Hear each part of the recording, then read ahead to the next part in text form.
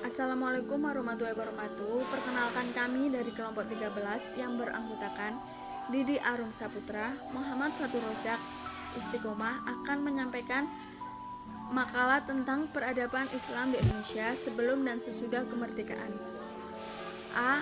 Sebelum kemerdekaan, Islam masuk ke Indonesia pada abad pertama Hijriah atau abad ke-7 sampai abad ke-8 Masehi. Daerah-daerah yang dikunjunginya ialah 1. Pesisir utara Pulau Sumatera, 2. Pesisir utara Pulau Jawa. Ada 3 tahapan masa yang dilalui pergerakan sebelum kemerdekaan, yakni pada masa kesultanan, pada masa penjajahan, dan pada masa kemerdekaan. B. Sesudah kemerdekaan. Pra-kemerdekaan dilalui dengan melalui pemikiran-pemikiran dan kekuatan organisasi seperti Budi Utomo mendirikan Taman Siswa, Syarikat Islam mendirikan Nahdlatul Ulama, Muhammadiyah mendirikan Partai Nasional Indonesia, dan Partai Komunis Indonesia. Masa pemerintahan Jepang ada 3 peranata sosial yang dibentuk oleh pemerintahan Jepang yang menguntungkan kaum muslim di Indonesia, yaitu Suhumbu, Masyumi, dan Hizbullah. 2. Pasca kemerdekaan. Gerakan kekerasan yang bernada Islam ini terjadi di berbagai daerah di Indonesia, di antaranya Jawa Barat, Jawa Tengah, Sulawesi, Kalimantan, dan Aceh. Perkembangan Islam di Indonesia. Yang pertama, kedatangan Islam di Indonesia dilalui dengan 3 fase, yakni singgahnya pedagang-pedagang Islam di Pelabuhan Nusantara. Yang kedua, adanya komunitas-komunitas Islam di beberapa daerah di Kepulauan Indonesia. Yang ketiga, berdirinya kerajaan-kerajaan Islam. B. Kondisi dan situasi politik kerajaan-kerajaan di Indonesia.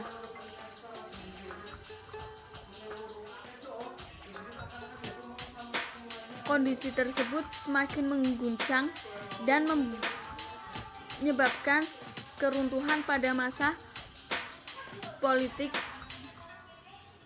C. Munculnya pemukiman-pemukiman muslim di kota-kota pesisir disebabkan karena adanya jalur perdagangan melalui air atau laut, sehingga menyebabkan seorang pedagang tersebut terpaksa untuk mengungsi atau menempati tempat tinggal di pesisir-pesisir. D. Saluran dan cara-cara Islamisasi di Indonesia. Ada 6, yakni perdagangan, perkawinan, tasyawuf, pendidikan, kesenian, dan politik.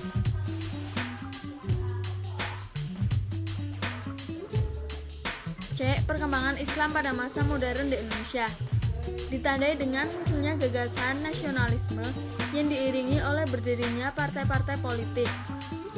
B. Gerakan modern Islam di Indonesia ditandai dengan munculnya berbagai organisasi dan kelembagaan modern di Indonesia pada awal abad ke-20. C. Hikmah yang dapat dipelajari dalam mempelajari sejarah perkembangan Islam pada abad modern. Yang pertama, sejarah dikemukakannya dalam Al-Quran sebagai kisah atau peristiwa yang dialami umat manusia di masa lalu. 2.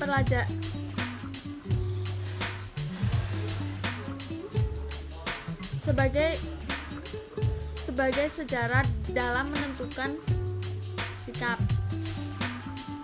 Yang ketiga, memberikan manfaat atau inspirasi yang berguna untuk mengadakan perubahan-perubahan sehingga kita bisa mencapai perubahan tersebut ke arah yang lebih baik lagi.